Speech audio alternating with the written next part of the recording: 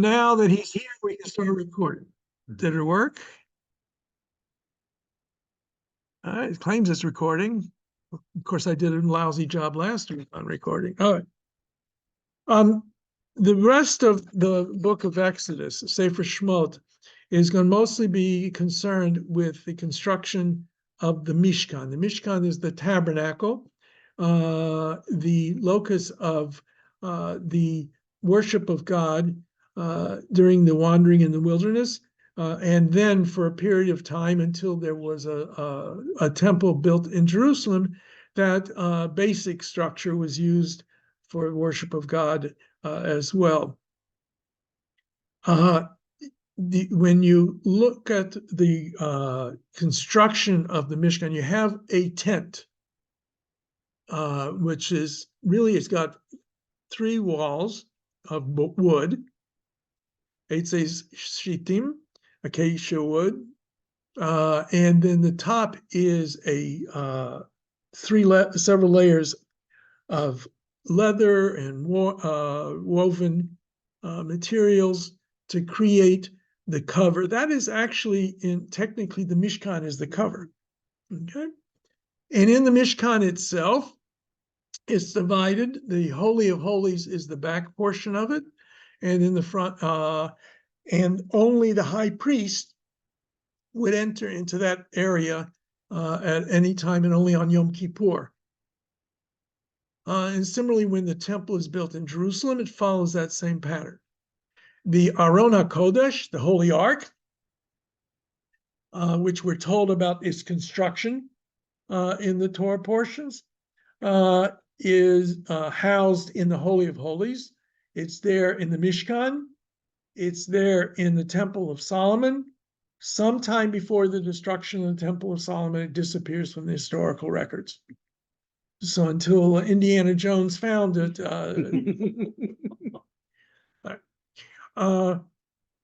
and there's lots of questions about the nature of these items.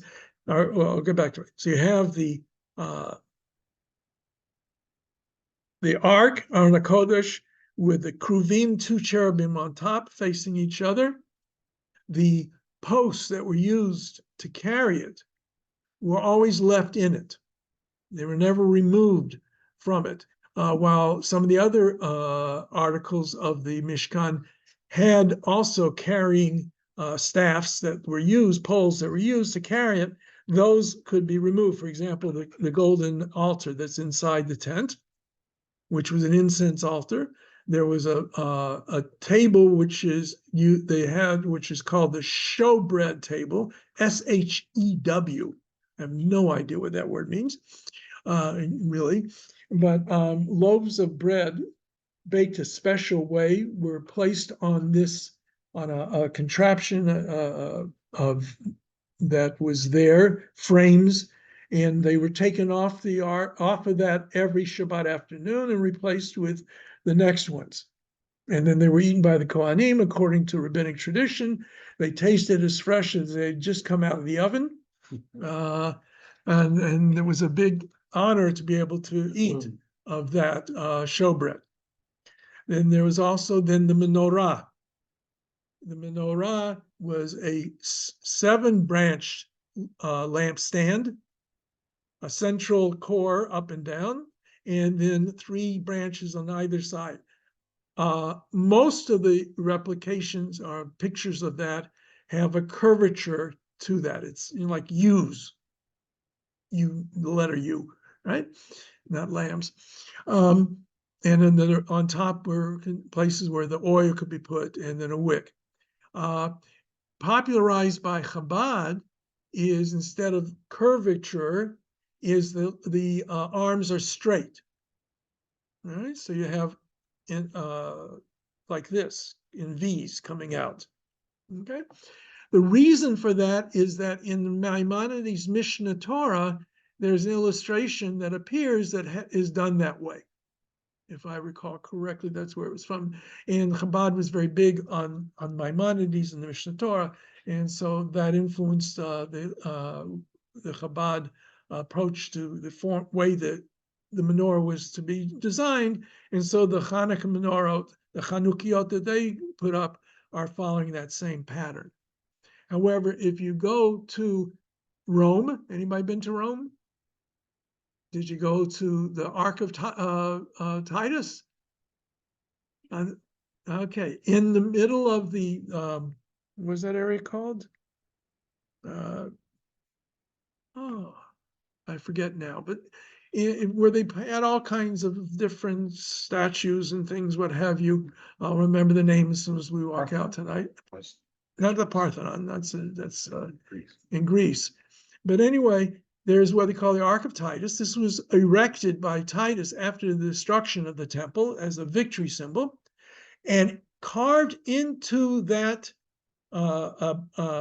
arch, a bas relief showing Jewish captives being brought to Rome, and Roman soldiers carrying the menorah that they took from the Beit HaMikdash, from the temple, and there the arms are curved. So that's the reason why most authorities assume it was that kind of a shape. Although the base of it that you see on that Arch of Titus is a Roman base for a candelabra, not the way it was in the temple was a tripod kind of base to it. Okay, and the lights were lit every night and cleaned up in the morning. The Western light, different opinions what that really entailed. We're just going to say the middle light was, if it was burning, was left burning until it extinguished itself. So you had the showbread, the table for the showbread. You had the altar for the incense. You had the menorah, and you had behind a curtain the Aron, the ark. Now, one can see in this a kind of a picture of a home. You burn incense in the ancient world to well, in those days, get rid of the stench, really. But, to perfume the house, you had to have light, you had to have bread, and you had the place where God would speak to Moshe from the ark. Not to say that the Israelites believed God inhabited it, but it was as if God was dwelling in it. That's what the word Mishkan means. It means to dwell. The dwelling, God was there. And the Talmud uses a concept. How can God be confined to one space? Because God is everywhere, all-encompassing. And so the terminology used in the rabbinic literature was there was a process of tzimtzum, that God contracted himself, as it were, to be able to be present between the wings or above the wings of the Kruvim to speak to Moshe. Interestingly enough, that term, tzimtzum, which has, as it were, God contracting himself to be there, was used in Kabbalistic literature in the opposite. God contracts into himself to create a gulf in order to create the universe. We'll talk about that when we talk about mysticism. So the same term was used in a mirror image of how the rabbis used it there. Then there was a holy area outside of that with curtains around that, and that was the outer courtyard where the large altar was to be found, and where most sacrifices were offered during the wandering in the wilderness. And that too was a portable altar. They had a frame that they would move from place to place, and they would fill it with rocks and dirt to make a level surface inside when they were settled in for a period of time. We will read following weeks. We're going to read about the garments that were made for the high priests and for the regular priests, and we're going to read about the donations of different things that were made for the tabernacle, the Mishkan, and we're going to read about the making of the Mishkan and the setting up. You see how important it was in the minds of Israel that so much space in the Torah was dedicated to talking about directions, performance, construction, and so forth. And so you have that there in beginning with this week's and the next following week's Torah portions. All right. Let us turn to a little bit of Hebrew tonight.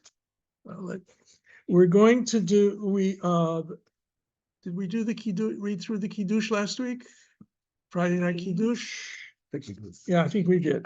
And I did a poor job of putting in a automatic return. We're going to do the Torah blessings, which should be the third page of the material. Let's see, where is that? I have it here. Oh, okay. All right. So everybody have what we're looking at? The first line is Baruch Hu at Hashem HaMevorach. Got that? Everybody there? Same page as me? You in TV land, you're there too? Yeah, there should be the pages you printed out. All right. Now, when a person is called to the Torah, they recite these blessings. Now, of course, in the traditional synagogue, it's only going to be men. In synagogues where women also give aliyot, then the woman would do it.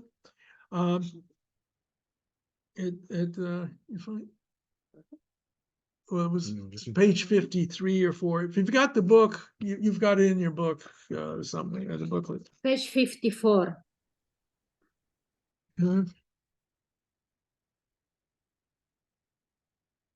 Well, it's a little bit out of different order. Here's the Torah blessings. Okay. So we'll look at the first line. The person called up to the Torah for an aliyah to the Torah. Normally, the procedure, Shabbat morning or a weekday morning, if a person is wearing a talit, the person who is doing the actual reading from the Torah will show the person who's being given an aliyah to the Torah, the part where we're going to start reading for their portion, their aliyah. There are differences of opinion, and I follow the opinion that says, first of all, you touch that spot traditionally with the end of the talit or the gartel, the wrapper that goes around the Torah scroll. And some say you close the Torah altogether. Some say you leave it open. I'm of the school that says you leave it open so you can see where you're supposed to be reading from. And then the person called up will say the first line. So let's read that together.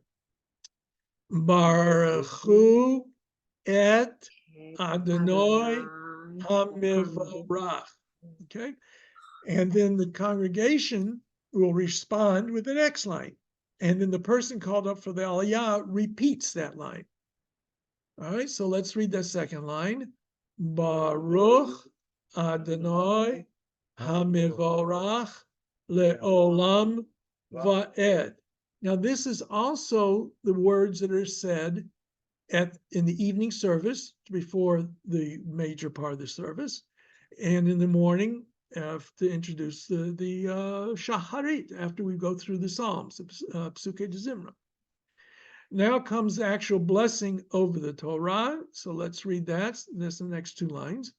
Baruch Adonai Eloheinu Melech Olam Bachar Banu Mikol Ha'amim V'natan Lanu Et Torato Baruch Ata Adonai Noten HaTorah. Now, I didn't put the translations for this part in here, but the blessing, like all brachot, begins the same. Baruch Ata Hashem Elokeinu Melech Haolam. That's the same that we do with all blessings for mitzvah. Right? Yeah. On this one, the accusative et is inserted. What's the significance of that? Baruch Hu et Hashem. What's the significance of et, which is accusative being inserted? Normally, it is when there's a direct object following. That's what the accusative is, correct? Yeah. What so is bless Baruch Hu. It's a command to everybody there. Baruch Hu, all right, I'll use the usual normal translation. Bless the Lord. I understand that, except that in here the het is specifically stated, where in a lot of cases you don't see the het is the point I'm making. I'm not sure what you're referring to as not having it. The Baruch. All right. Baruch Hu et Hashem hamivarach. Praise. What is the object of that praise? Hashem. So et is belongs there. But below, for example, just Baruch atah. Well, because that's not a command. Baruch atah is not a tzivu. It's not saying bless. It says you are blessed. Okay, so the first one is a command. First one is a command. It's tzivu. Baruch Hu. Baruch is actually pa'ul, but like I said, when we talk about it, I think the best way of understanding it is source of blessing, or you are blessed. Not that we are blessing God, but you are blessed. All right. But and so the Baruch Hu would have to be kind of like acknowledge God is blessed, or God is a source of blessing. It's a difficult issue. Okay, so after the introduction, Baruch atah Hashem Elokeinu melech haolam, asher bachar banu mikol ha'amim, who chose us from amongst all the peoples, all the nations. This is where the whole issue about being the chosen people comes in, and all of that meaning. Here, how does God choose Israel? By giving us his Torah. So really, I don't believe, the one way of translating it would be who chose us from all the peoples and gave us his Torah, or which I think is the main import, is he chose us by giving us his Torah. There's a famous midrash found in the beginning of the tractate of Avodah Zarah, I think it is, that the nations of the world complain to God, and he says, why do you give the Torah to Israel? And so you could give it to, why don't you give us the opportunity? So so one version of it has them saying, well, you're not allowed to steal. And so one of the nations says, well, that's how we make our livelihood, not to kill, et cetera, et cetera. So finally, in Avodah Zarah, he says, okay, I got a simple mitzvah. Sit in the sukkah. You observe that mitzvah, then you can get the Torah too, and then God makes it too hot for them to stay in the sukkah, and they go fetch and go away. But the whole concept of the chosen people is one that has caused all kinds of problems. Some within the Jewish world prefer not to even use that terminology anymore. The Reconstructionist prayer book eliminates it from their blessings. The famous poetic phrase is how out of God to choose the Jews. But it's not a choice because of superiority. It's a choice of being subject to the mitzvot. We say the rest of the world is not obligated in the mitzvot. A Jew is obligated in the mitzvot. The difference is that obligation to mitzvot. That's the chosen part. And if you look at Paul in the New Testament, he suggests that it's not really such a good thing, because if you've got laws, mitzvot, commandments, and you're going to violate them, so God automatically makes life miserable for you, because you can't help but sin because you're told not to do things. So that's why Paul really tries to do away with the mitzvot. So there are positive and negative mitzvot. We think on the whole, the construct of mitzvot is beneficial, but it is obligations. The bechira is a choice of having to follow God's laws, and that doesn't make us superior to anyone else. Yeah. So we praise God who chose us from among all the peoples and gave us His Torah. Praise you, Hashem, who gives the Torah. By the way, notain, biblical Hebrew does not have a past or future tense. It has perfect and imperfect. And notain is what we today usually look at as being present tense, imperfect. It's continuous action. It's not He gave the Torah, He gives the Torah. It's a continuous relationship of giving. That's how it is can be understood. All right?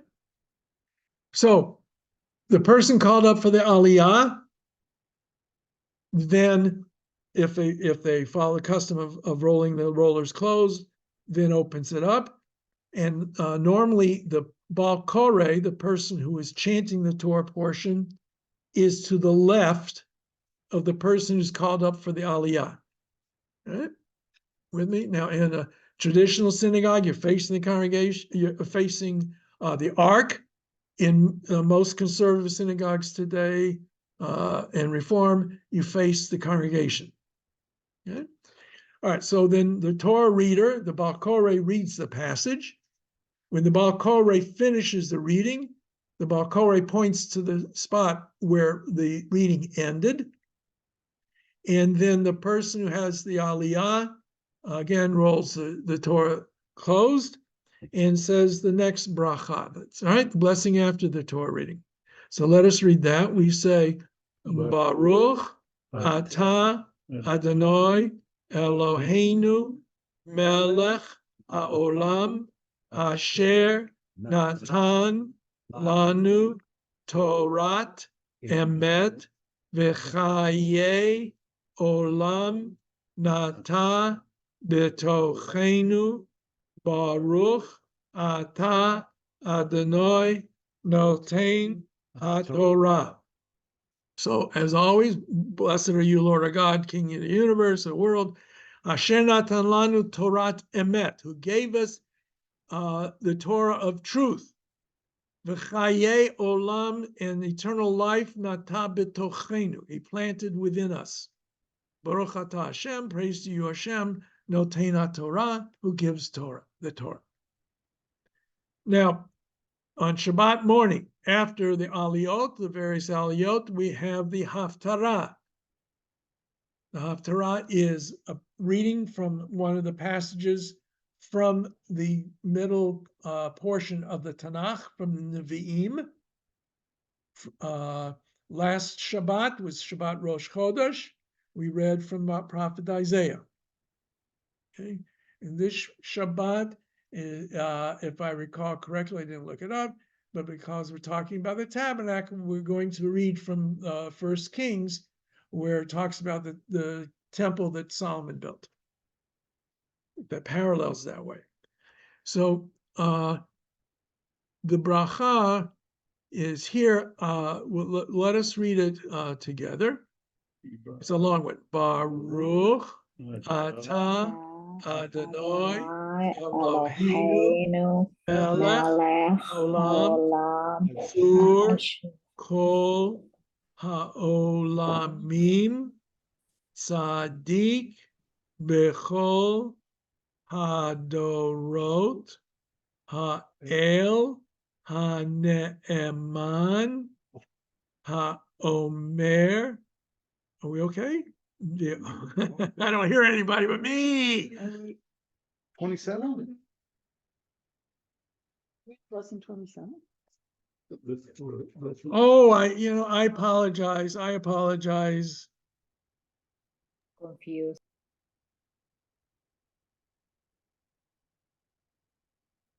You don't have it in the book there. Booklet. In the booklet there, if you have the book, it in here? Yeah, that's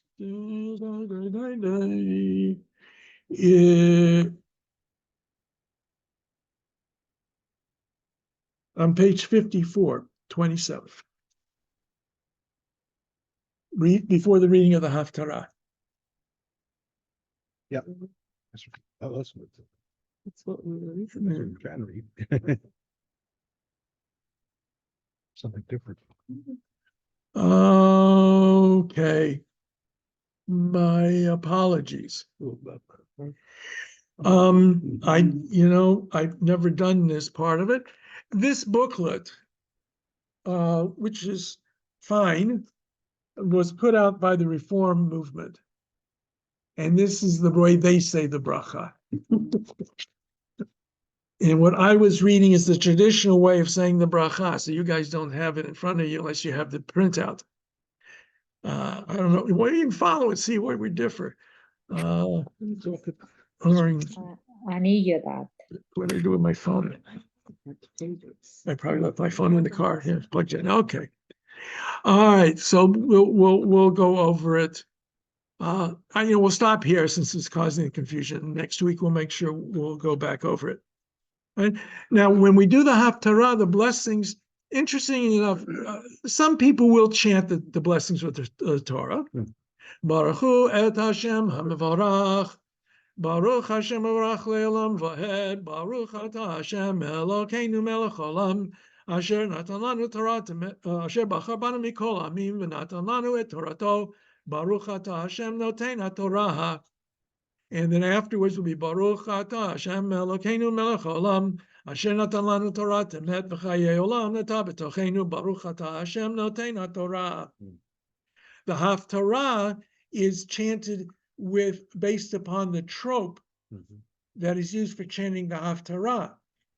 So if you learn the blessing, you at least learn a good portion of the trope. It's Baruch atah Hashem Elokeinu melech haolam asher bachar b'nviim tovim v'ratza v'divreihem hanemarim be'emet Baruch atah Hashem Abocher baTorah uv Moshe Avdo uv Yisrael Amo u'v'nviei ha'emet b'tzedek.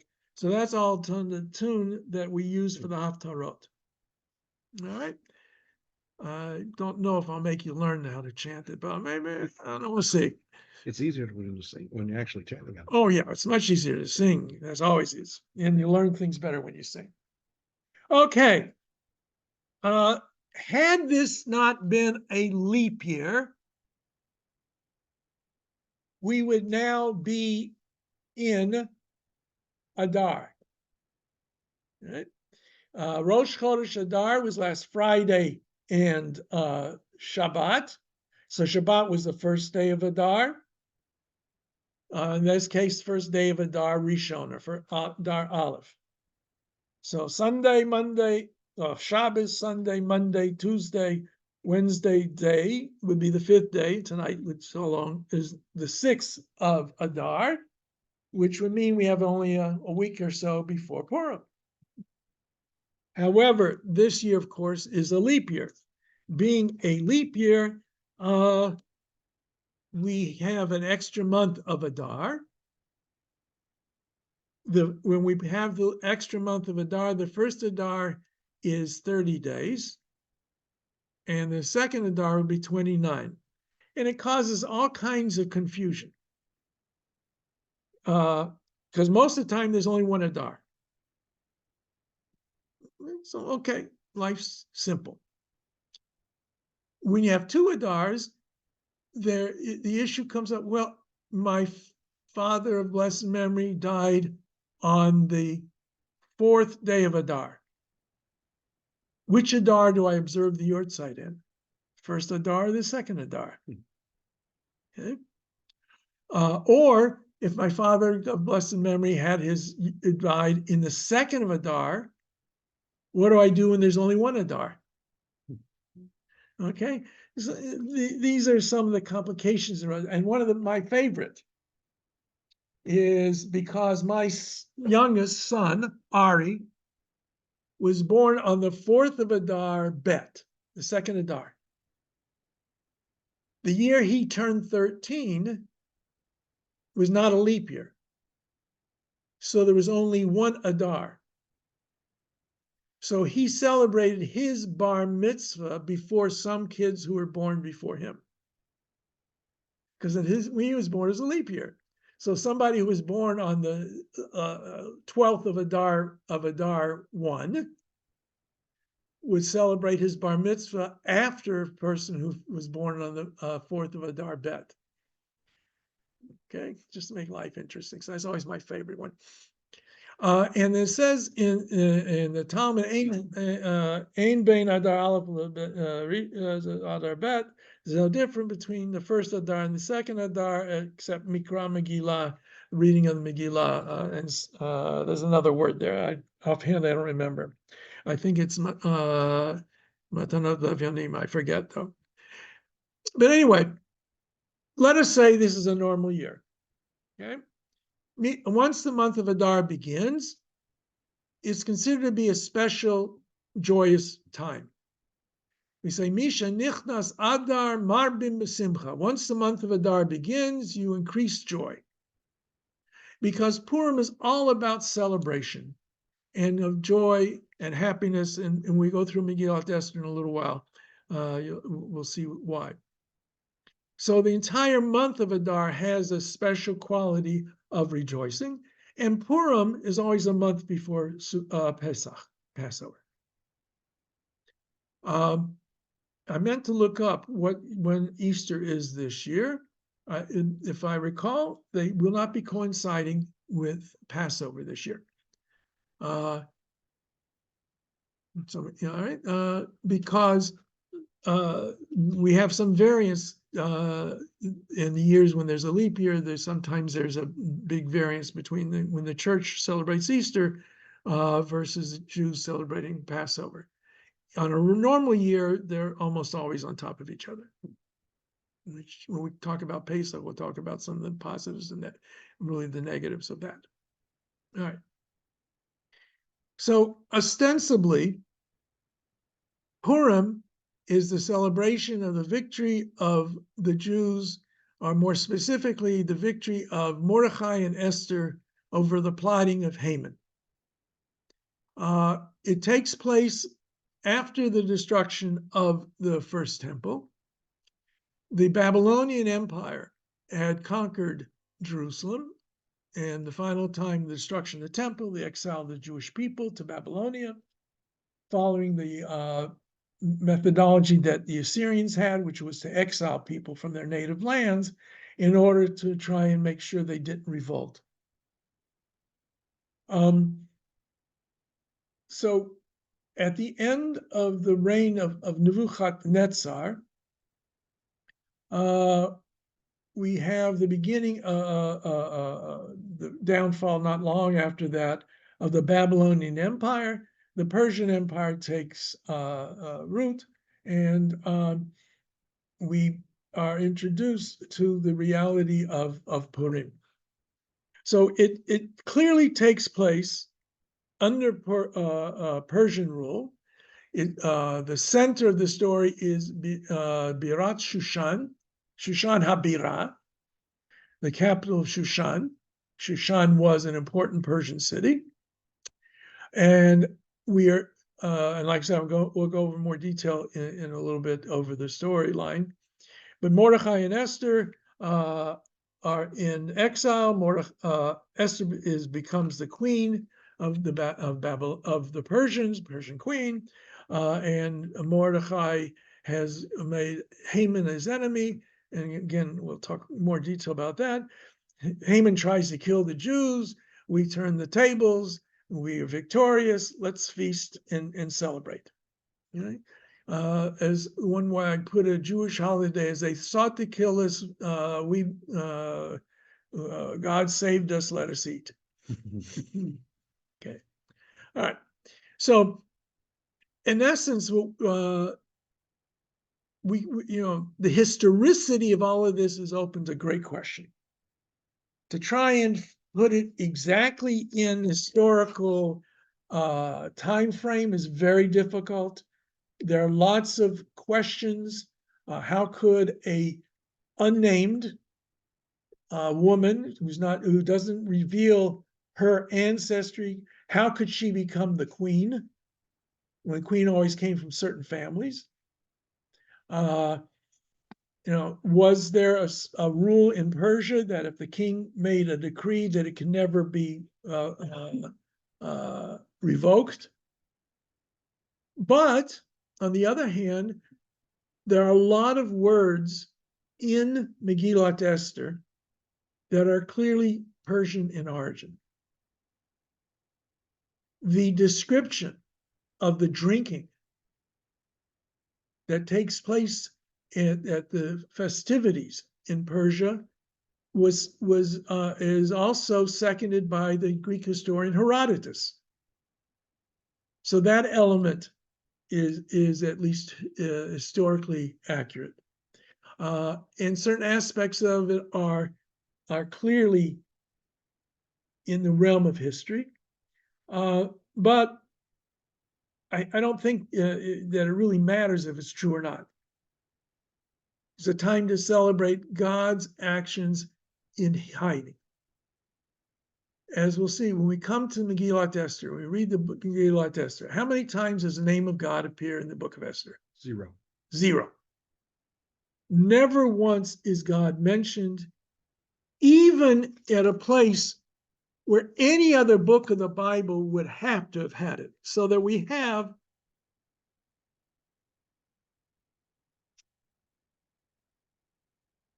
Esther, where are you hiding, Esther?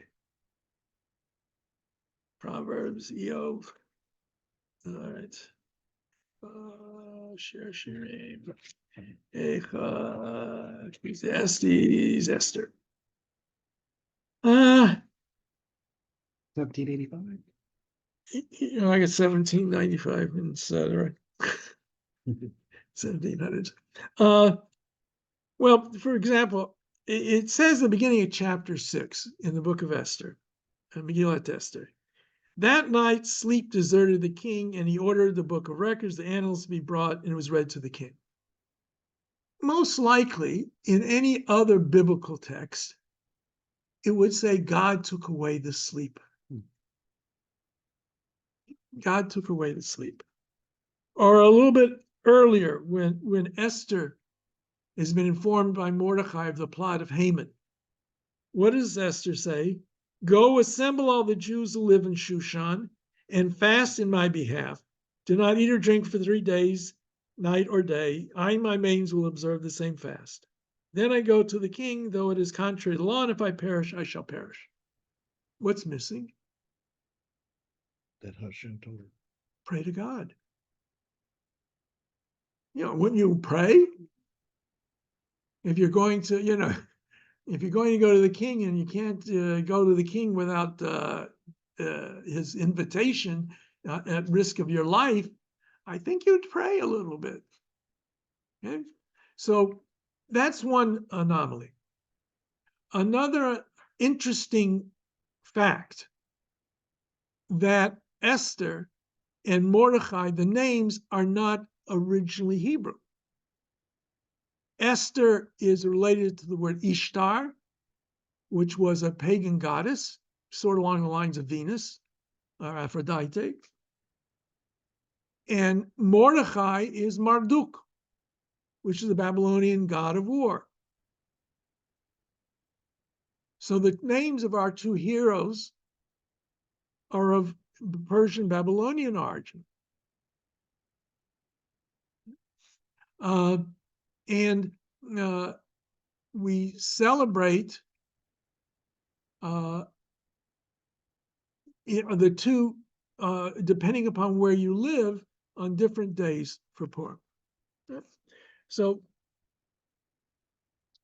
we know that this is an ancient story, clearly. The Persian loanwords weren't being used in the 2nd century, the Common Era, etc. But also fascinating, but not proof of anything, but still fascinating. And I was just listening to a program about the Dead Sea Scrolls today. Every book of the Hebrew Bible, parts of it were found amongst the Dead Sea Scrolls, except for the book of Esther. Luther wanted to take it out of the Bible if possible. The rabbis debated it to some extent as well, because God's name never appears there. But instead, it's God is hidden, which, by the way, Esther sounds a lot like Hester Panim, the hidden face. So that's another thing that Hester Panim go together with. So this festival, which is given credence in the book of Esther itself, Mordechai and Esther send out letters to the Jews to celebrate the holiday, and therefore we celebrate it. But according to the story of Megillat Esther, the Jews in Shushan, the capital city, or the palatial area, had to fight a second day. So they weren't able to celebrate the victory until a day later than everybody else. And so the rabbis understood that to mean, or the result of that, was that Jews who live in most cities of the world celebrate Purim on the 14th of Adar. If you live in a city that was walled, going back to the times of Joshua, and I'll explain that more in a moment, you celebrate Purim on the 15th of Adar. So if you really want to have a whoop-de-doo time, you go to Tel Aviv for the 14th of Adar, and then you go to Jerusalem for the 15th of Adar. You can have 2 days of Purim. Otherwise, you only have 1 day of Purim. But it is a holiday that it's not post-biblical, because it is in the book of Esther, but it's not in the Torah. It's not a day that we can't perform work. We're not supposed to go to work as we're supposed to be celebrating, but the kinds of things that are forbidden to be do on Shabbat, you can do on Purim. And so there are 4 mitzvot that are associated with the holiday of Purim. Mitzvah number 1 is reading Megillat Esther. To read the Megillah in the evening and in the morning. A second mitzvah, which is performed during the day, is matanot le'evyonim, giving gifts to the poor. It says matanot le'evyonim, gifts to the poor, plural. So in theory, the way you perform that mitzvah, you have to give tzedakah to at least 2 people. Then, based upon the wording of Megillat Esther, it says mishloach manot ish l'rayehu, sending gifts of food, a man to his neighbor. So we are supposed to send at least 2 items of food to at least 1 person. And the last of the 4 mitzvot of Purim is the mitzvah of Sudat Purim, the Purim meal. When do we normally have the celebratory meals for a holiday? When do we when do we have a meal? Night. Yeah, the night of Shabbat, Shabbat night, Shabbat lunch. The afternoon is kind of an afterthought. Suda Shlishit. On Yom Tov, there's no Suda Shlishit. Purim, the Suda is in the afternoon, towards the end of Purim. And it's supposed to be a very festive meal. And there is a famous statement found in the Talmud that you're supposed to drink Until you, to such an extent, you don't know the difference between blessed be Mordechai and cursed be Haman.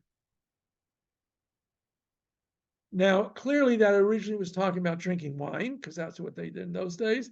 It's been liberally interpreted in the modern era to getting drunk on some alcoholic beverages, which some people are very, very orthodox about. If they're not orthodox about other things, they may be orthodox about that.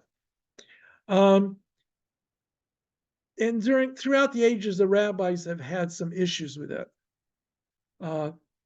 One to give you even the earliest one we find, there's a story in the Talmud that two rabbis got together for Purim. And they were joking around, something like that. And one, I think they were talking about how you slaughter an animal. And so one rabbi demonstrated on the other rabbi how to slaughter an animal and killed him. And so, but he was really a powerful, pious man, and he brought him back to life. So the next year, he invites him to join him for Purim again. And he says, no, once is enough. So some say, and I think that you take a little bit more than you would normally drink. If you drink one glass of wine, so you take a glass and a half of wine, and you go take a nap. And when you're sleeping, you can't tell the difference between blessed Mordechai and cursed be Haman. If you do choose to drink to excess, don't drive. And that's a real problem we often find in a lot of synagogues, especially the evening of Purim, where people already start the drinking, and not a good thing. So be forewarned that, that it's one of those things that, all right, so if you don't drink at all, so take a sip and it's fine. Don't have to overdo it. Okay, so those are the basic observances for Purim itself. But the month of Adar, associated with Purim, we also have several other things that take place. We have special Torah portions. Parshat Shekalim, the Parsha of the shekels, the Parsha of Zachorat Amalek, the portion of Para Aduma, the red heifer, and the Parsha of Chodesh Hazeh. First one, Shekalim. In ancient Israel, up until even after the destruction of the second temple in Roman times, there was the custom that every Jewish male would give a half a shekel to the Beit HaMikdash, to the temple. Originally, it was a way of making a census, but this was then used to purchase the communal sacrifices. And each male, had to give a half shekel. He couldn't give a whole shekel. You couldn't give a shekel for somebody else. Each individual was supposed to give their own half shekel. Okay? And they would be collected starting in Adar for the next year's worth of sacrifices. And so before Adar Rishon, the first Shabbat of Adar, we read a special Haftarah, and we have a special Maftir, second Torah taken out, and we read the passage that talks about the shekel. Now, as I will point out when we get to the Megillat Esther, Haman is associated with the Amalekites. Amalek is the tribe that attacked Israel after the crossing of the sea. It says they attacked the stragglers, the people who were weak and defenseless, and there's a war declared between God and Amalek, that Israel's supposed to wipe out the memory of Amalek. So the Shabbat before Purim, we read the passage of Amalek. And then for the Haftarah, we read the story of how King Saul went to war against Amalek and didn't destroy Amalek the way he's supposed to, and he let King Agag survive. And the prophet Samuel is upset with him and tells him he's not following what God told him to do, and Samuel ends up killing Agag. All right, so that's the first two Shabbatot of the month of Adar. Then the last two Shabbatot, because sometimes there is an extra Shabbat after Purim, we read the one called Para. Para Aduma was the story of the red heifer, and that what it was is an animal, a cow that was completely red, could not have any other coloring in its hair, in the hide. That was used as in a special ritual to create purification of water. It's a very strange mitzvah. It's one of the things that are called chukim because there's no way of understanding it. Why? Because the people who are involved in sacrificing that animal, burning it, collecting its ashes, are rendered impure. When you want to purify someone, you take those ashes and you put them in water and you sprinkle that water on the person as being purified from certain impurities. So creating it renders impure, but once it's there, it renders pure. That's kind of blows your mind apart when you try to figure it all out. That's why it's called a chok. There's no logical, rational explanation of the ritual. And then the last Shabbat of Adar, we read the passage in Exodus 12, which talks about the institution of the calendar and of the first Purim, first Pesach. Because Nisan begins the year on the biblical year and the counting of the holidays and things like that. So we read about it the Shabbat before. So those are all associated with the month of Adar. This year, since it's a leap year, Adar Bet, the second Adar. Okay? So we read about the shekel, Shabbat Shekalim next week. Not next week. A few weeks from now.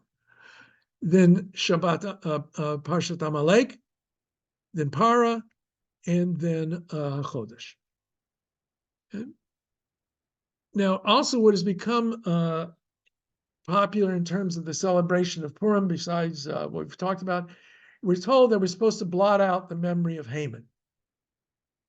So that's another one of these things. Where in the world do you read about Haman? Esther. In the book of Esther. If we didn't read the book of Esther, no one would know anything about Haman. So what do? Every year we read the book of Esther that reminds us of Haman. Again, one of those things that makes perfect sense. Mm-hmm. So how to resolve the problem? Whenever Haman's name is mentioned during the reading, you make noise. The one time that you're actually permitted to make noise in the synagogue, well, they make it lots of times otherwise, but all kinds of noisemakers. There's the grogger, which is a kind of I don't know what you call it. Yeah, it's a noisemaker. You know, you see it in the soccer games. They have those kind of things, noisemakers. Or you blow horns, or you stamp your feet, clap your hands. All right, and anything you can do to blot out the name of Haman. Haman. Also, it's not clear when this became associated with Purim, but because Purim is something which identities are hidden, masquerading, wearing costumes became very popular, a way of celebrating Purim, especially for kids.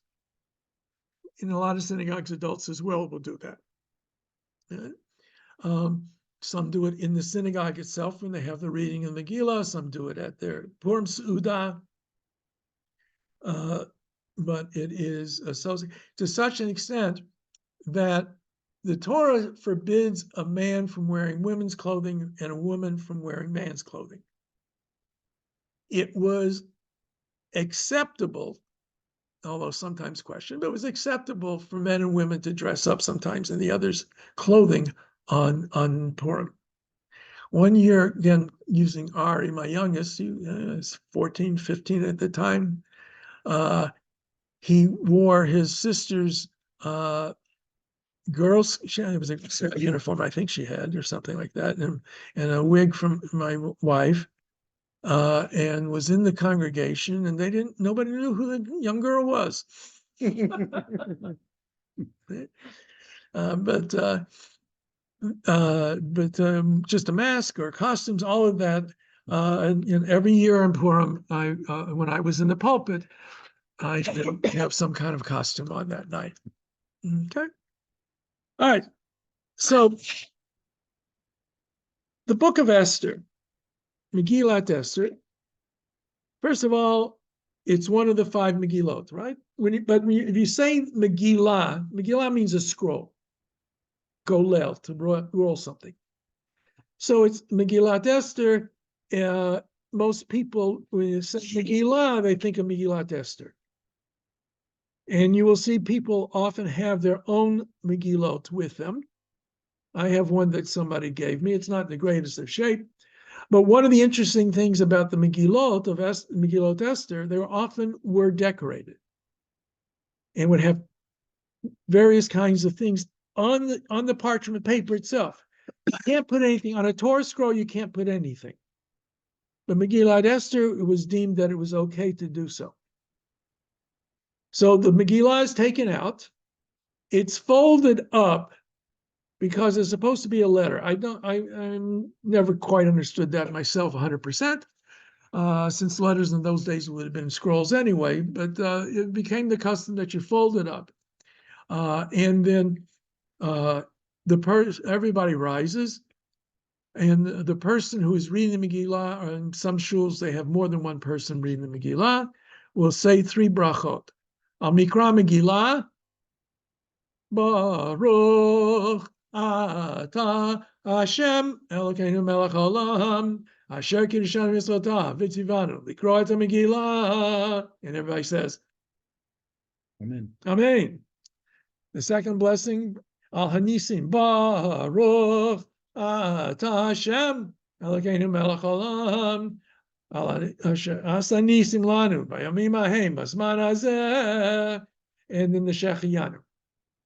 And then they begin reading Megillat Esther. Megillat Esther has a special trope that is different from the other tropes that we use during the year, the way we chant things. It goes something like this: Vayhi b'Achashverosh, hu Achashverosh, Hamalech maldu at Kush, Sheva v'esrim medina v'yamim hahem v'shevet hamelech Achashverosh, al kisei malchuto, Asher b'Shushan habirah. So that's not the regular Torah one. It's not the Haftorah one. It's not the one we do for Megillat Esther, Megillat Eicha, or for Shir Shirim and Megillat Ruth. Okay? So it begins Vayhi b'mei Achashverosh. It happened in the days of Achashverosh. Some want to say it's Artaxerxes is referred to here. Then Achashverosh, who reigned over 127 provinces from India to Ethiopia. In those days, when King Achashverosh occupied the royal throne in the fortress Shushan, Shushana Birah, in the 3rd year of his reign, he gave a banquet for all the officials and courtiers, the administration of Persia and Media, the nobles and the governors of the provinces in his service. Right? So he's putting a party on. Now, we're talking about Persian parties, so this is not a weekend party. For no fewer than 180 days, he displayed the vast riches of his kingdom and the splendid glory of his majesty. Okay, so 180 days showing off. At the end of this period, the king gave a banquet for 7 days in the court of the king's palace garden for all the people who lived in Shushan HaBirah. High and low alike. Everybody was invited. In that, then there is a description of the hall that they are having this great assembly in. There are hangings of white cotton and blue wool caught up by cords of fine linen and purple wool to silver rods, and alabaster columns, and there were couches of gold and silver on a pavement of marble, alabaster, mother of pearl, and mosaics. Royal wine was served in abundance, as befits a king, in golden beakers, beakers of various design. And the rule for the drinking was no restrictions. For the king had given orders to every palace steward to comply with each man's wishes. Guys, whatever you want, drink what you want. In addition, Queen Vashti gave a banquet for women in the royal palace of King Ahasuerus. Again, from Herodotus, we know that that was the custom. The Persians did not have celebratory meals that were mixed. The men in one place and women in the others. Right? On the seventh day, when the king was merry with wine, i.e., drunk as a pig, right? It doesn't say drunk as a pig. That's my interpretation there. He ordered, and I'm going to read the Hebrew because the English I can never read. He ordered Mehuman, Bista, Charvona, Bigta, Avgata, Zeter, Vakarkas, the 7 eunuchs in attendance on King Ahasuerus. By the way, when they say eunuch, it's not always clear if it means a physical eunuch or it means an official, because the eunuchs often were officials, and sometimes because of that, officials were called eunuchs, even if they had kiddies and all that sort of thing. So what he says is to bring Queen Vashti before the king wearing a royal diadem to display her beauty to the peoples and the officials, for she was a beautiful woman. But Queen Vashti refused to come at the king's command conveyed by the eunuchs. The king was greatly incensed, and his fury burned within him. Okay, so the straightforward reading is the king wants to show his wife off.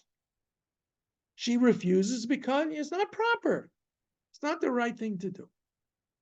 However, the rabbis go to town with this. The Midrash has, it's replete with all kinds of things. I'm going to throw some of that in because it just makes it even more interesting. Okay. Problem number one is we got to get Esther to be the queen. Right? You got to get Esther over here. But Vashti's in the way. Okay? You can only have one queen. Now, if we're going to get rid of Vashti, that's not fair to Vashti if she's a nice lady. And it's not fair to Vashti if she's just saying her drunken husband doesn't know the proper behavior. So we've got to figure a way to really get at Vashti. So Vashti was not a nice woman. Vashti was cruel. She would bathe in the blood of the Jewish girls that she would have to come and serve her, and they would have to serve her naked. And Vashti was not concerned that he was telling her to come before these drunkards. She was bothered because what does the king say? Lahavi et Vashti amalka lifnei amelch, to bring Vashti the queen before the king, becheter malchut, in the royal crown. Does it say anything about robes? Does it say anything about any jewelry? No, he wants her naked with a crown to show her off. Right? Now, since we want to make Vashti into really a nasty lady, it can't be that she was bothered about being naked in front of all these men. She didn't care about that. But God, as a punishment to Vashti, gave her a tail. And she was afraid to appear in front of all these people, as beautiful as she was, with a monkey's tail. So that's why she refused. All right. So getting back to the text. So the king's angry. So the king consulted the sages learned in procedure, for it was the royal practice to turn to all who were versed in law and precedent. His closest advisors were, again, I'm going to read the Hebrew version of it, Karshana, Sheter, Admata, Tarshish, Meres, Marsna, Mumuchan, the 7 ministers of Persia and Media who had access to the royal presence and occupied the first place in the kingdom. What he asked shall be done according to law to Queen Vashti. for failing to obey the command of King Ahasuerus conveyed by the eunuchs. Okay, guys, tell me, what's fitting punishment for this uppity woman?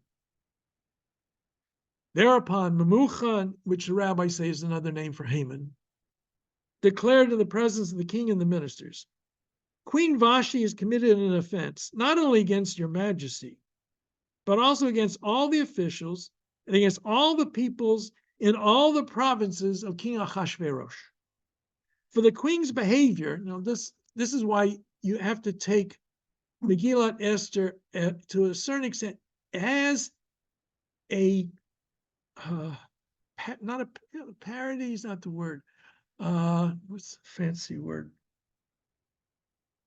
Allegory? No, not allegory. It's you can see it as a fabulist kind of story. Not really. Rabbis took it more seriously, but it's really kind of a tale to be taken with a little bit of humor, a grain of salt, and don't get too serious with this. Why? Because listen to this what they say. That's why. For the queen's behavior will make all wives despise their husbands, as they reflect that King Ahasuerus himself ordered Queen Vashti to be brought before him, but she would not come. Look what's going to happen. All the wives are going to get uppity. Because Queen Vashti refused to show up to the king's command. God forbid the wives should start getting uppity.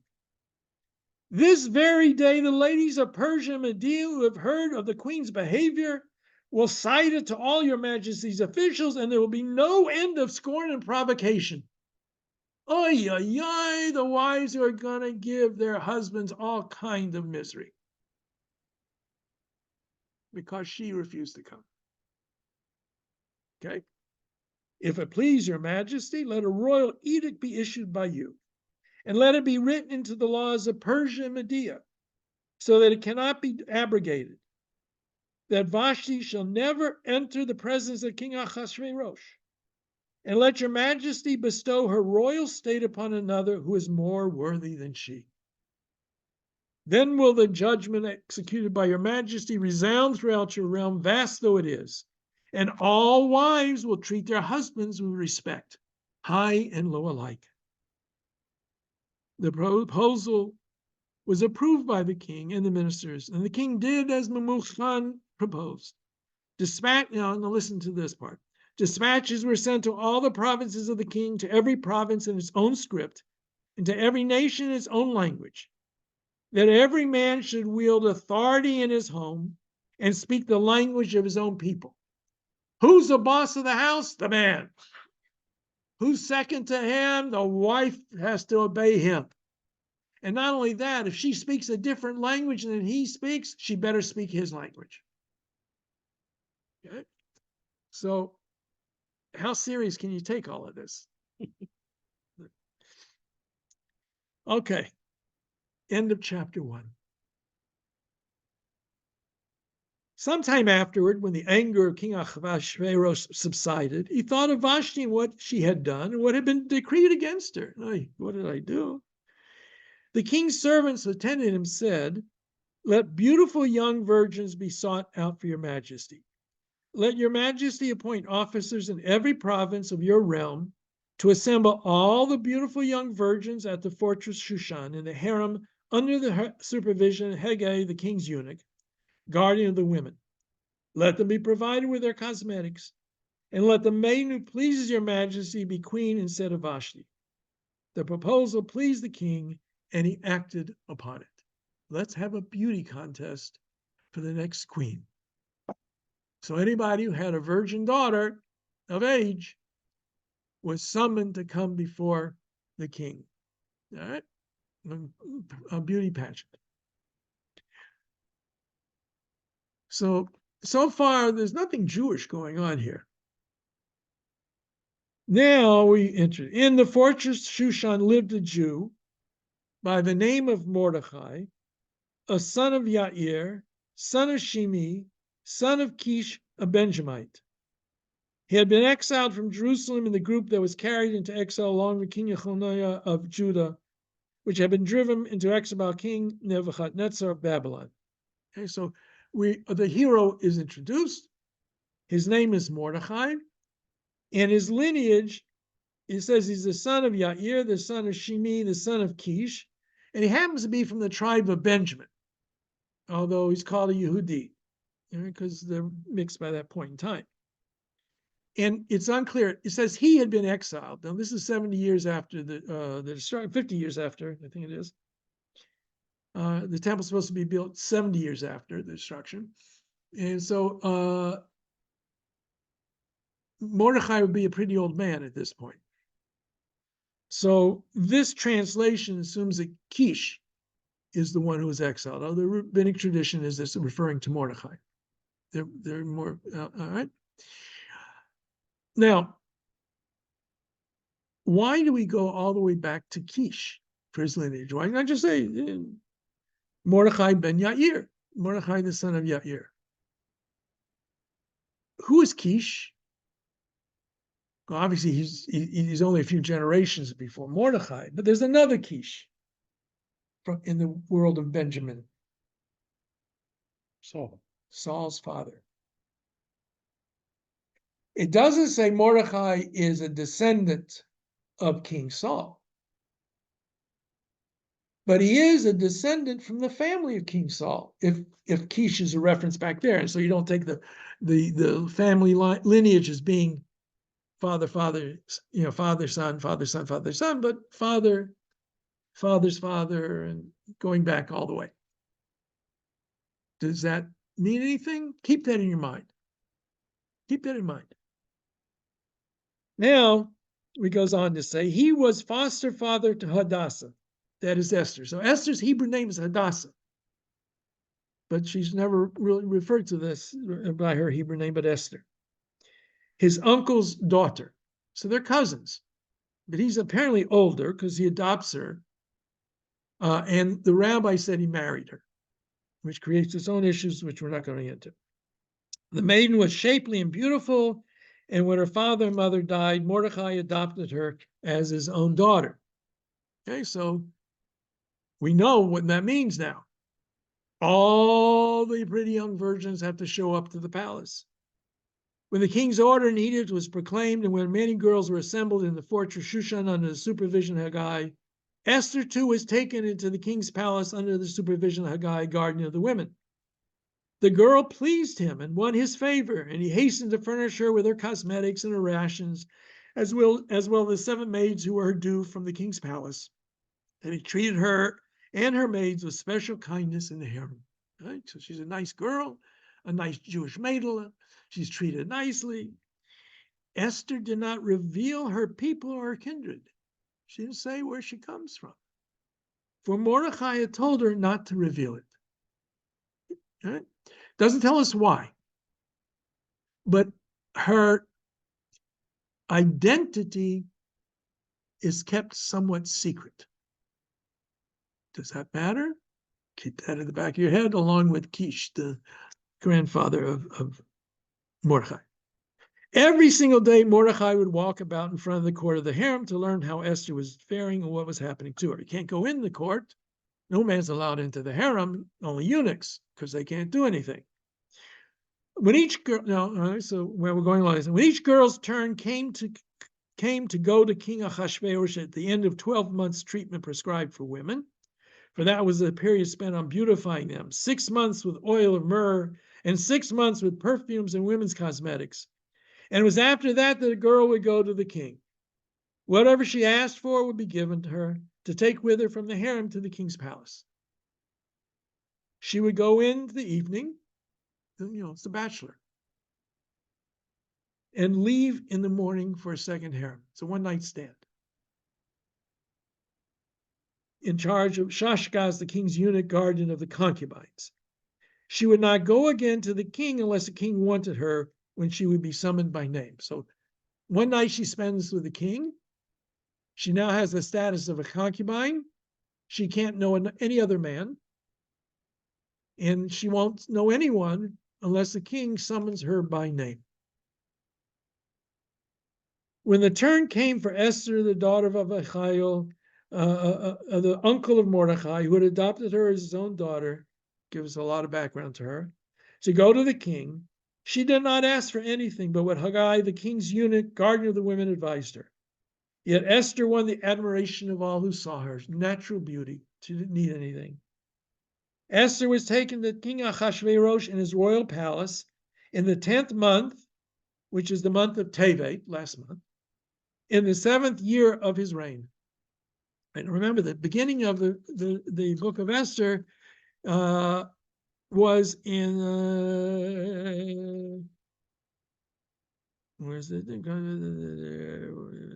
I forgot where it says the number, the year it was. I think it was 3rd year of his reign. Yes. So, yeah, Third, number 3, verse 3. verse 3. Okay, so this is a few years later already. All right, so the king loved Esther more than all the other women, and she won his grace and favor more than all the virgins. So he set a royal diadem on her head and made her queen instead of Vashti. The king gave a great banquet for all his officials and courtiers, the banquet of Esther. He proclaimed a remission of taxes for the provinces and distributed gifts as befits a king. Okay. When the virgins were assembled a second time, wait a minute, didn't he just find a wife? So there are two answers. One is he was trying to make Esther jealous because she wouldn't tell him her background. So he decided, well, I'll bring some other concubines in for the night. The other is, he had a good time with this. Why not, why give up a good thing? Mordecai sat in the palace gate, but Esther still did not reveal her kindred or her people as Mordecai instructed her, for Esther obeyed Mordecai's bidding as she had done when she was under his tutelage. At that time, when Mordecai was sitting in the palace gate, Bigtan and Teresh, two of the king's eunuchs who guarded the threshold, became angry and plotted to do away with King Ahasuerus. Mordecai learned of it and told it to Queen Esther, and Esther reported it to the king in Mordecai's name. The matter was investigated and found to be so, and the two were impaled on stakes. This was recorded in the book of Annals at the instance of the king. So we're putting our blocks into place. I don't know whatever the euphemism is. Esther is in the palace as queen. Mordecai saves the king from being killed by these assassins. Esther is the one who tells the king in the name of Mordecai, and it's written down in the diaries of the kingdom, the annals. And what does he do for Mordecai? What does he did for him? You know the word bupkis in Yiddish? Nothing. Nothing. Bupkis. Okay, so now the scene is set. Enters the villain, stage left. Sometime afterward, King Ahasuerus promoted Haman. Boo! Haman, son of Hamdata, the Agagite. What? From Agag. Agag. So he's identified as somehow related to a guy by the name of Agag. Now, it may have nothing to do with it, but it's interesting. Haman is said to be a descendant of Agag, who was supposed to have been killed by King Saul, but instead was killed by Samuel.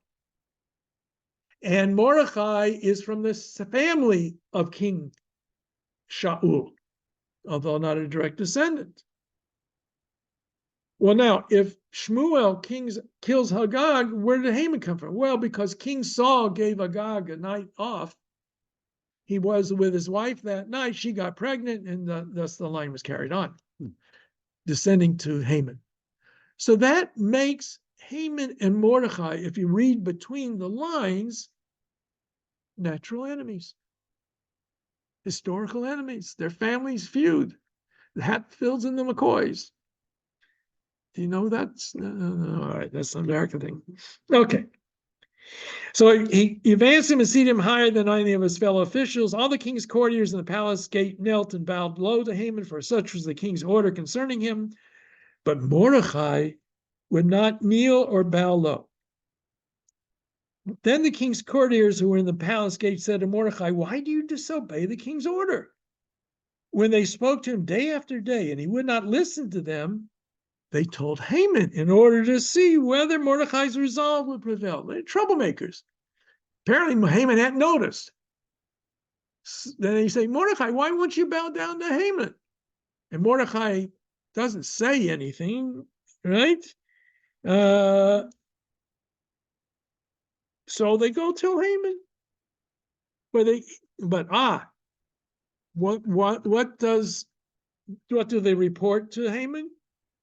For he, meaning Mordecai, had explained that he was a Jew. Now, my theory, perhaps has no basis for it whatsoever, is that Mordecai is the troublemaker here. Mordecai won't bow down to Haman. Why? Not because he's a Jew, but because Haman is a descendant of Agag, and their families have this thing. Take it as you will. But you will hear people, the rabbis discuss this because you'll hear people, he's a Jew, so what's the big deal? He's a Jew. So he bows down to Haman. Why? What kind of rationale is it to say that he's a Jew? That's why he won't bow down to Haman. Well, one thing is, first of all, that opens the door for Haman to hate all the Jews, if he didn't already. But it makes no sense. Jews didn't bow down to kings. We wouldn't be here. If Jews always refused to bow down to kings, there would be no Jews in the world. The rabbi suggests that it was because he wore an idol. Haman wore an idol, and it would look like he's bowing to the idol, or Haman claimed he was a god, and it would look like he's bowing down to a god. They try to come up with some explanation why Mordecai refuses to bow down to Haman. All right, so I'm going to have to go more quickly, skip over a lot of it. So Haman is upset. He doesn't want like Mordecai, and he decides he's going to do away with all the Jews in the kingdom, in the empire, the Persian Empire. Every last person. Who would he miss? Esther. Because he doesn't know Esther's Jewish. Because Mordecai told her, don't say who you come from. So he casts lots, which is in Hebrew, in Persian, Purim, lots. And he went from month to month, and each day of the month. And it ends up on the 12th month, that is Adar. Right? So Haman said to King Ahasuerus, "There's a certain people scattered and dispersed among other peoples in all the provinces of your realm, whose laws are different from those of any other people, and who do not obey the king's laws, and it is not in your majesty's interest to tolerate them." This is an eternal slander on the Jewish people. There are people who have different laws. We have our traditions, our laws that are different from others around us. Doesn't mean we don't obey the king's laws. But Haman doesn't say that. He says you shouldn't tolerate them. "If it please your majesty, let an edict be drawn for their destruction. I will pay 10,000 talents of silver to the stewards for depositing the royal treasury." That's a lot of money. Thereupon the king removed his signet ring from his hand, gave it to Haman, son of Hamdat, the Agagite, in case you forgot, the foe of the Jews. And the king said, "The money and the people are yours to do with as you see fit." On the 13th day of the first month, 13th of Nisan, the king's scribes were summoned, and a decree was issued as Haman directed the king's satraps, the governors of every province, and they sealed it and sent it out that the text of the document was to the effect that a law should be proclaimed in every single province. It was to be publicly displayed to all the people, so they may be ready for that day being the month, on the 13th day of the month, 12th month of Adar. Okay, so on the 13th of Adar, they're supposed to kill all the Jews. So Esther finds out what's going on. And Mordecai, well, first of all, Mordecai finds out. So Mordecai is dressed in sackcloth, and because he's in mourning. What's going to be? And he sat in front of the palace like that. And Esther's maidens and everything, they find out that he's out there. She sends him another clothes. He says, no, I have to stay in this. And so Mordecai explains to him what had happened to him and all the money that Haman had offered to pay to the royal treasury for the destruction of the Jews. He gave her a copy of the written text. And he said, show this to Esther. So the guy goes back and tells her. Esther told Hadach to take back to Mordecai the following reply. All the king's courtiers and the people of the king's provinces know that if any person, man or woman, enters the king's presence in the inner court without having been summoned, there is but one law for him, that he be put to death. Only if the king extends the golden scepter to him may he live. Now I have not been summoned to visit the king for the last 30 days. How can I go see the king to seek our help? I'm risking my life. So what does Mordecai say back to her? Do not imagine you of all the Jews will escape with your life by being in the king's palace. On the contrary, if you keep silent in this crisis, relief and deliverance will come to the Jews from another quarter, while you and your father's house will perish. And who knows, perhaps you have attained to royal position for just such a crisis. What does it mean from another place? Who's it going to come from? From God. But what's missing here? The name of God. Right? So Esther tells everybody assembled to fast. We mentioned that before. So she goes in and sees the king. And the king obviously lets her come in, and she invites him and Haman to dinner. Okay? And so Haman's all happy. Right? Wonderful. What a great thing. I'm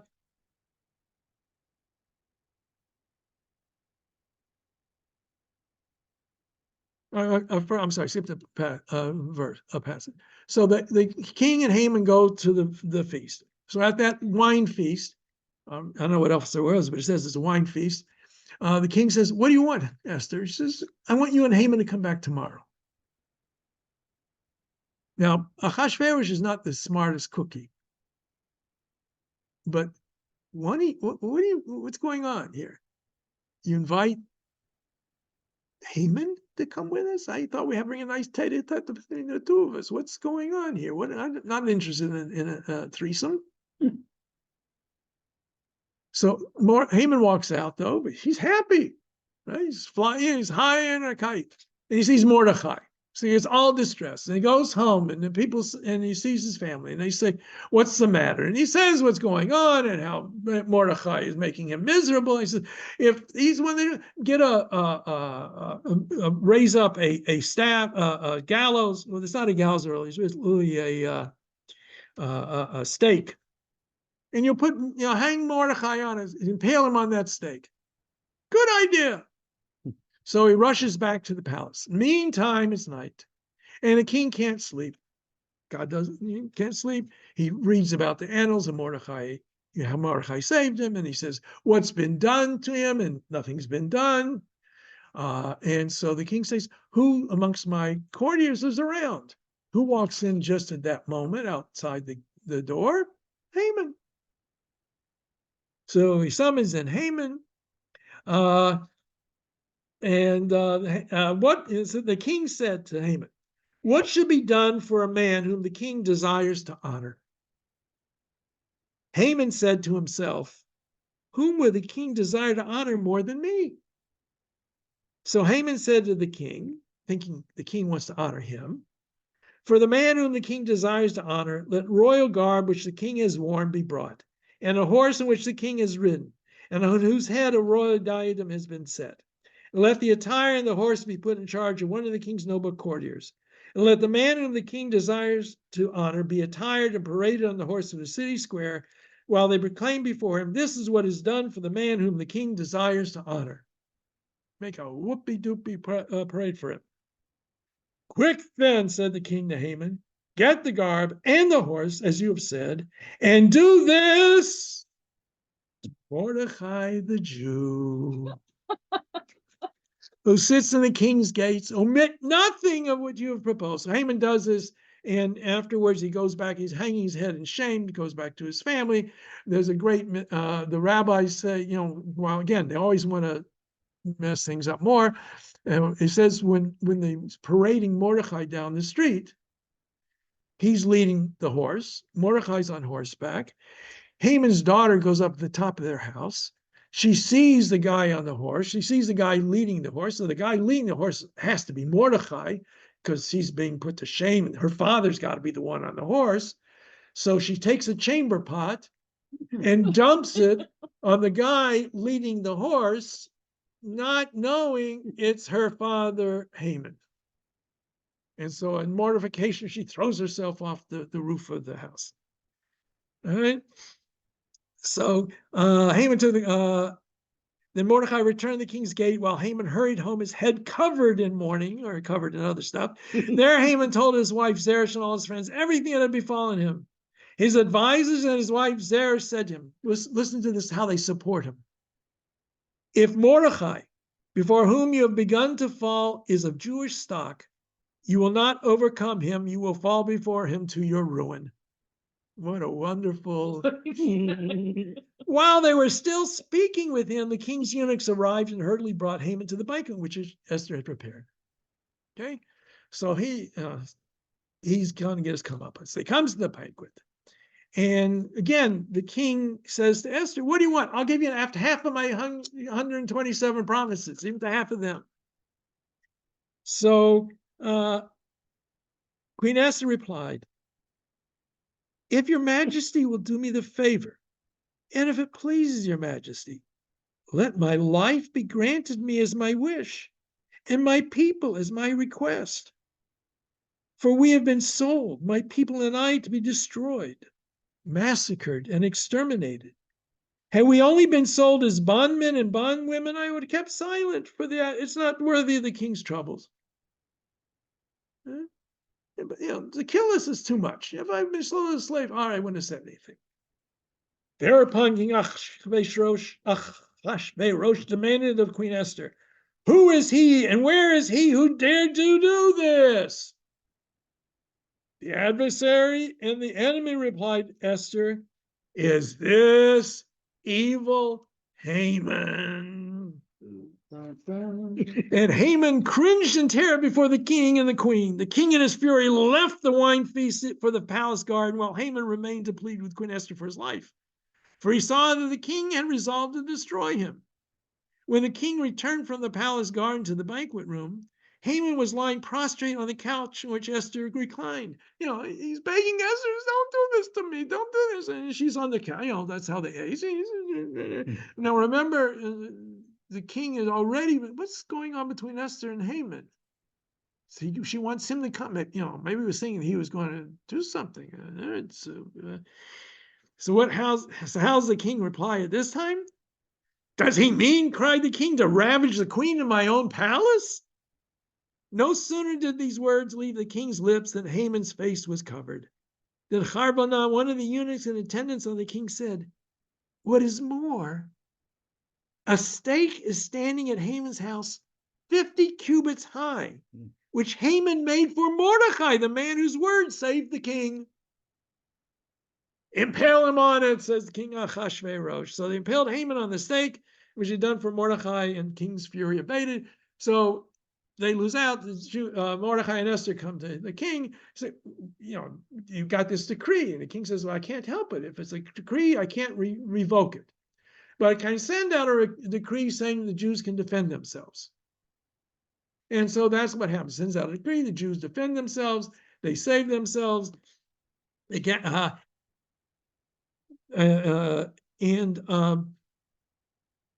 so the 13th of Adar, they defend themselves. And in the provinces, that's enough. So then the Queen Esther and Mordecai go to the king and says, what else is needed? He says, well, there's still more that we have to do in Shushan Birat. So he gives them another day to finish in Shushan Birat. So they don't finish till the end of the 14th, which means they couldn't celebrate till the 15th. So letters are sent out throughout the provinces, et cetera, to celebrate Purim, et cetera. One thing I did leave out, the day before Purim morning, we have a fast of Esther. you know, this talks about fasting, but this had nothing to do with the actual date of the struggle, but it became the tradition on the 13th of Adar to fast. And therefore, here in Toronto, when is the 14th of Adar this year? Anybody know? Friday, Friday, the 14th? Thursday. Thursday night and Friday. We will read the Megillat Esther Thursday night, Friday morning. Jerusalem, since we do, now Megillat Esther the Megillah is not read on Shabbat. So in this year, because Purim for Jerusalem and Tiberias and Tveria falls on Shabbat, they will read the same day that we do. Those years where the 14th of Adar would fall on Shabbat, we would read it on the next day. But we don't have that problem. All right. So if Toronto will observe Purim on the 14th, Jerusalem will observe Purim on the 15th of Adar under normal circumstances. Any questions? What about the celebration during the next month? I'm sorry? The second Adar. This all takes place in the second Adar. On, so not. We don't do it in the first Adar. All of this now takes place in the second Adar. In part because Purim is 30 days before Pesach. If you did it in the first Adar, that would make it 60 Right. days, and you lose that connection. So Purim is always celebrated in the second Adar when it's a leap year. Okay, everybody. Any questions? Go, you know, you got plenty of time to find the place you want to go to hear the Megillat Esther and have a fun time. Bring your noisemakers, your air horns, whatever you want to use, and have a good time. Okay, good night, everybody. See you all next.